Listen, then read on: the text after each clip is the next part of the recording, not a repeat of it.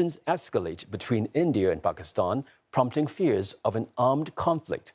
Marco Rubio is set to speak with his Indian and Pakistani counterparts, urging both sides to work towards a responsible solution following last Tuesday's deadly shooting in disputed Kashmir. Indian Prime Minister Narendra Modi convened 4 cabinet meetings following reports that he granted forces complete operational freedom to decide on the mode, targets and timing of India's response. Last week, ministers met for a similar briefing in the wake of the terror attack. Now, that meeting triggered a series of diplomatic measures against Pakistan. Islamabad, meanwhile, says it has credible intelligence that New Delhi plans an imminent military strike. It says any act of what it perceives as aggression will be met with a decisive response. Dozens of Pakistani nationals living in India are leaving the country after the Indian government cancelled their visas in a tit-for-tat response. Prime Minister Narendra Modi's government has accused Pakistan of being involved in the Pahalgam attack. Troops from both sides have exchanged fire across the de facto border in Kashmir in recent days. And for more, we are joined by Neha Punia in New Delhi and Hira Mustafa in Islamabad. Neha, let's start with you. What came out of the cabinet meeting? Is there any indication of what India could do next?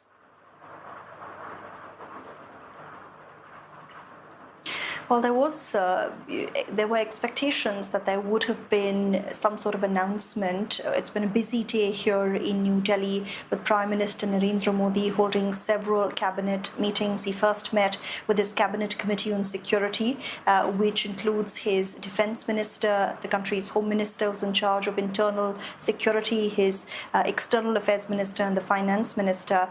Prime Minister Modi then meeting with other cabinet members to discuss economic and political affairs. And after that, there was a press briefing on the cabinet meetings, but nothing related to the tensions between India and Pakistan was announced. We've not really heard from New Delhi, except for the announcements that came following Prime Minister Modi's meeting with his defense minister and the heads of the armed forces on Tuesday evening, which is when he reportedly authorized complete operational freedom to the armed forces to respond to Pakistan in any way they choose fit. But we are now seeing many military experts talk about how there could be some sort of limited military response that India could undertake. But of course, there's also the question of the request from the United States to exercise extreme caution, something the United Nations has been talking about as well. It's expected that India's Foreign Affairs Minister, Dr. S. Jaishankar, will speak to Marco Rubio on Wednesday evening. Now, the US, which is a key ally of India, has criticized that attack in Kashmir, but it's not criticized Pakistan. And previously, the understanding was that given how deeply involved the US is in the Ukraine-Russia negotiation, there was no appetite to step in and help broker peace between Pakistan and India, something Washington, D.C. has done in the past. But now with US Secretary of State Marco Rubio expected to speak to both foreign ministers, the expectation is that the US may help intervene and bring the nuclear-armed neighbors back from the edge of a wider conflict. Of course, we've heard what Prime Minister Modi has said, talking about how India will do whatever it takes to hunt the perpetrators down to the very ends of the earth. India has already announced several diplomatic measures, including expulsion of Pakistani diplomats and civilians. Hundreds have left the country as that land crossing between India and Pakistan closes on Wednesday. But as things stand, no other indication from India on what steps could be taken next. And, this is, of course, coming as both sides have continued to exchange fire along their de facto border in the Kashmir region. Now, Hira, what sort of evidence does Pakistan have to back its claims of an impending military action?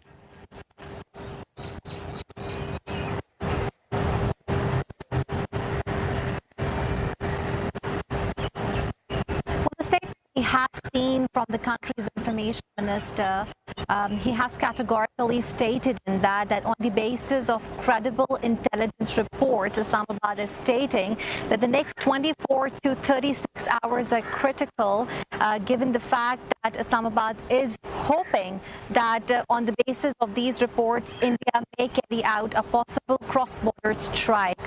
What sort of evidence he was pointing out, he did not elaborate it in that statement. What's interesting to note here is that he made this statement late in the night, which experts believe is very unusual and highlights the gravity of the situation.